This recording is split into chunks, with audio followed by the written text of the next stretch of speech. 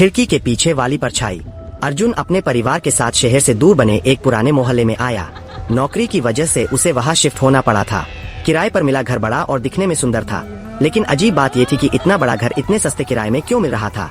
मोहल्ले वालों की आंखों में उस घर का नाम सुनते ही एक सन्नाटा उतर आता था, लेकिन अर्जुन ने इन बातों को गंभीरता से नहीं लिया।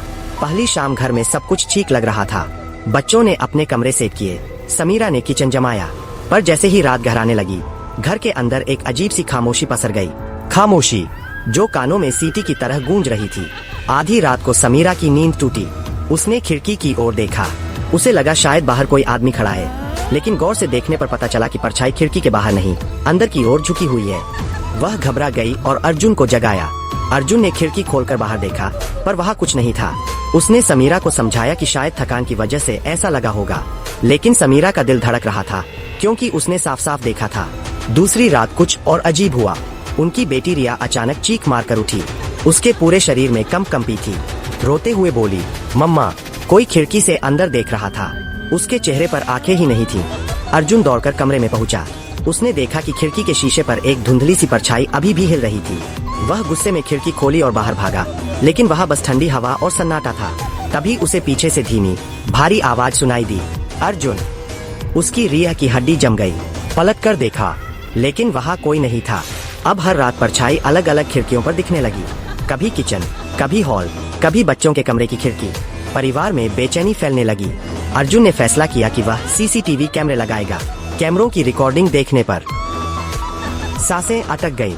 फुटेज में साफ दिखा कि खिड़की के अंदर एक इंसान जैसा साया खड़ा है, लेकिन उसका चेहरा काला और धुंधला था। जैसे ही कैमरा जूम करता, वह गायब हो जाता। अब हालात और भी बिगड़ने लगे। रात में घर का तापमान अचानक गिर जाता।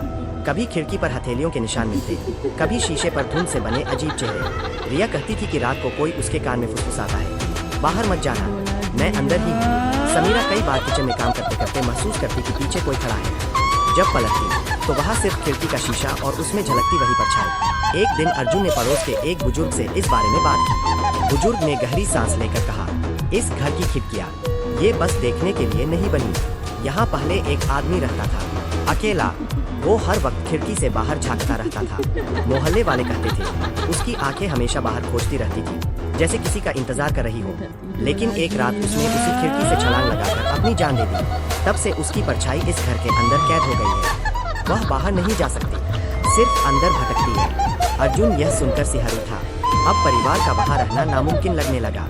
उस रात उन्होंने घर छोड़ने का फैसला किया। सबने जल्दी जल्दी सामान बांधा। अर्जुन दरवाजे तक पहुंचा और उसे खोलने ही वाला था कि अचानक सब बत्तियां बुझ गई। अंधेरे में खिड़कियों से ठंडी हवा अंदर आने लगी। अर्जुन ने जैसे ही दरवाजा खोला, उसका खून जम गया। वो परछाई अब खिड़की पर नहीं, बल्कि ठीक दरवाजे पर खड़ी थी। धीरे धीरे उसका चेहरा साफ होने लगा। आंखों की जगह गहरी काली गुफाएं थी और मुंह से काला धुआं निकल रहा था। परछाई आगे बढ़ी और पूरे घर में एक भयंकर ठंडी लहर दौड़ गई। बच्चों की चीख गूंजी। समीरा रोते हुए अर्जुन को पकड़कर खड़ी रही।